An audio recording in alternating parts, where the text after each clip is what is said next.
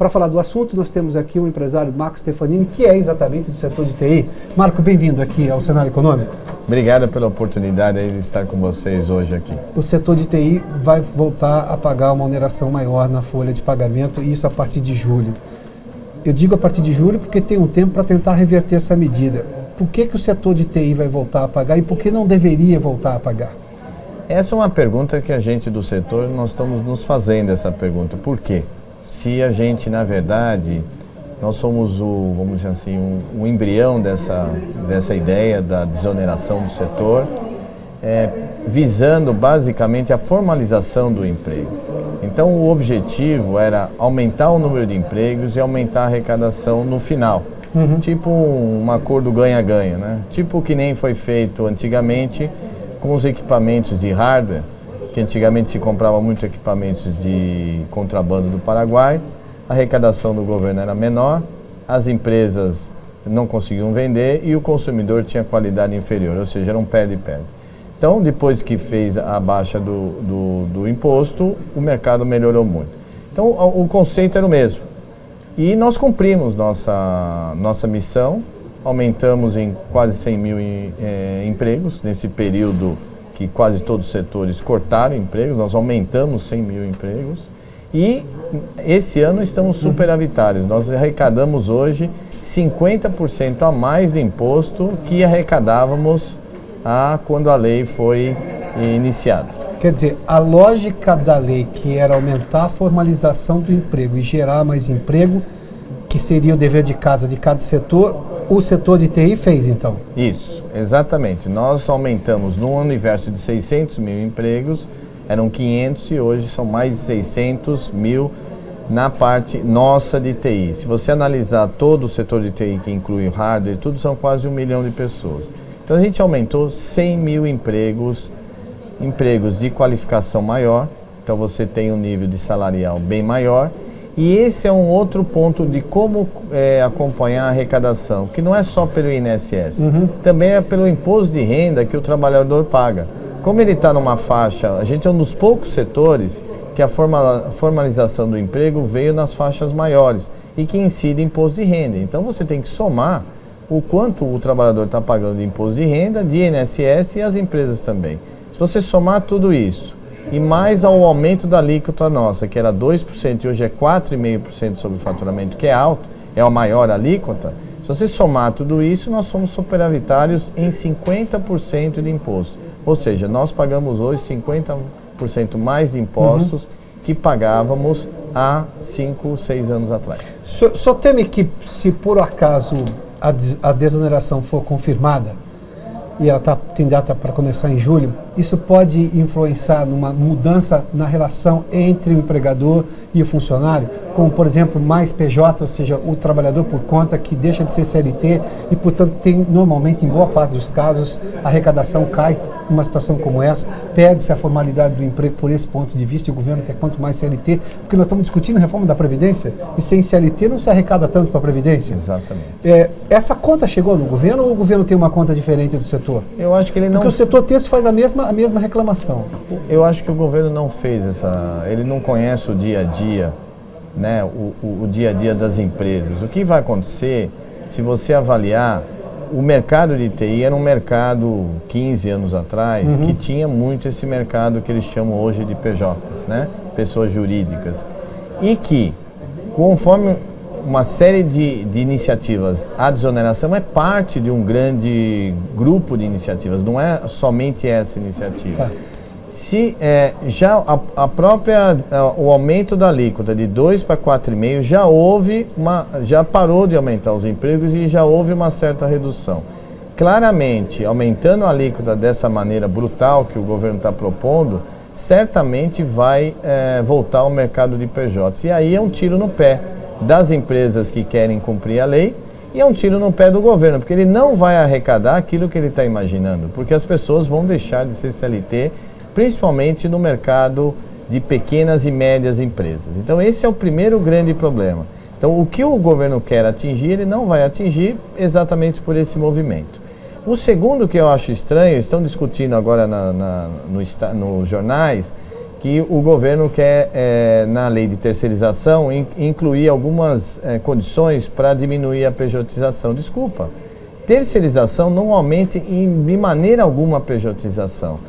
Terceirização, lei de terceirização regulamenta a nossa relação com os nossos clientes. A questão de CLT e tudo mais continua preponderante. Agora, no caso da reoneração, sim, eles estão aumentando a probabilidade, abrindo o mercado para voltar ao que era antes, que é uma grande pena. A discussão da pejotização está muito maior dentro da proposta de reforma trabalhista, é lá que está sendo discutido isso, mas só acredita que na reoneração pode ser muito maior.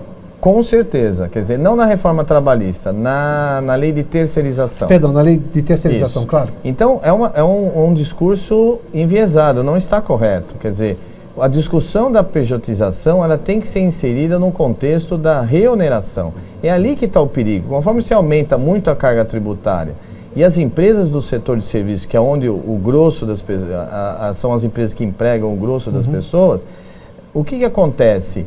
Na verdade, elas têm margem líquida de 3%, 4%, até menos, 2% de margem líquida. Quando você imagina que vai dobrar a carga tributária no INSS, de 4,5%, vamos imaginar 9% na prática, você, na verdade, está deixando todas essas empresas no vermelho. E essas empresas, para não quebrar, elas vão procurar alternativas. Uma alternativa é essa. E a empresa grande que tem maior fiscalização do Ministério do Trabalho, das delegacias regionais de trabalho, se mantiver o CLT com esse custo maior da reoneração da folha de pagamento, perde competitividade com as menores ou mesmo com produto importado? Exatamente. Então você tocou em dois assuntos importantes. Primeiro, a gente perde que tem que pagar muito mais imposto, perde competitividade e o mercado fica desleal. Então, com certeza nós, as empresas maiores, vamos diminuir de tamanho e o desemprego vai ser maciço. Esse é o primeiro ponto. O outro ponto que você citou, o Brasil não pode esquecer que ele não é uma ilha, ele faz parte do mundo. E o mundo de TI é extremamente conectado. Eu posso desenvolver um serviço aqui, posso desenvolver em qualquer outro lugar do mundo. Na medida que eu diminuo a minha competitividade e vou ficando mais caro, na verdade o mercado inteiro de TI diminui e vai para o exterior. Então nós temos duas perdas. Uma, da formalização do emprego regredir. O segundo... O que é um drama por vários aspectos do governo. Do governo e das empresas também. Seja de previdência, seja de risco trabalhista para as empresas e tudo mais. Esse é um outro ponto. A questão vamos chamar assim, um mercado desleal em termos de competitividade. Tem empresas que vão estar mais competitivas que outras, porque vão usar PJs. E o terceiro é diminuir o mercado como um todo para o exterior. E é interessante porque a gente ouve de todo governante que é importante tecnologia e é o futuro do país, né? Aliás, não é desse país, do mundo. Todo mundo está falando em transformação digital, está todo mundo discutindo como vai aumentar a eficiência de um país, de uma empresa, de qualquer entidade. E o Brasil, na verdade, está indo na contramão, né? Ele está penalizando um setor que vai o diferenciá-lo no futuro. É uma grande pena. E nós estamos falando de produtos e serviços de alto valor agregado.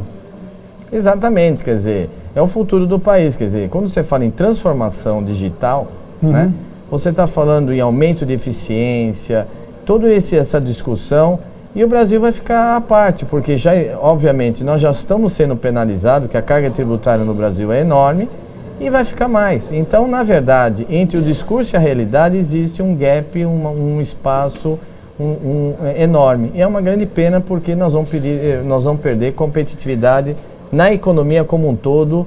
Não é no futuro em 20 anos, nós estamos falando de 2, 3 anos agora. Nós estamos falando o movimento digital é agora. O senhor dirige uma das gigantes do setor de TI no país, a Stefanini, mas o setor em si está negociando isso em Brasília? Está conversando com o Ministério da Fazenda? Nós temos, obviamente você sabe que essas negociações não são fáceis. Nós estamos sim, nós envolvemos o ministro, o Kassab do nosso setor, envolvemos já vários senadores e deputados do Congresso, discussões com o próprio MDIC, discussões com, no fundo, quem mais decide, que é o Ministério da Fazenda, mas tem sido, vamos dizer assim, a discussão ainda está no meio, a gente não sabe se nossos argumentos foram aceitos ou não. E a gente tem levado números estatísticos que a própria Receita tem em mãos para provar. Nós não estamos inferindo esses números, são números obtidos de estatísticas do próprio governo. Porque o governo lá atrás fez duas observações quando decidiu reonerar alguns setores, dizendo que os setores não tinham gerado tanto emprego quanto deveriam, porque essa foi a intenção da medida lá atrás em 2011, e evidentemente que precisa arrecadar mais. Essa conta apresentada no estudo do setor de tecnologia da informação está mostrando que gerou emprego, na média gerou-se mais emprego e está se arrecadando mais imposto?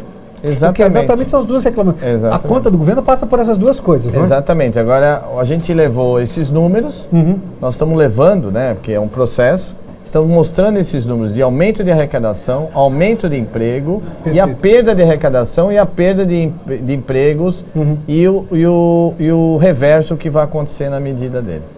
Stefanini, muito obrigado pela gentileza. Muito obrigado pela oportunidade aqui de estar com você hoje. Marco Stefanini.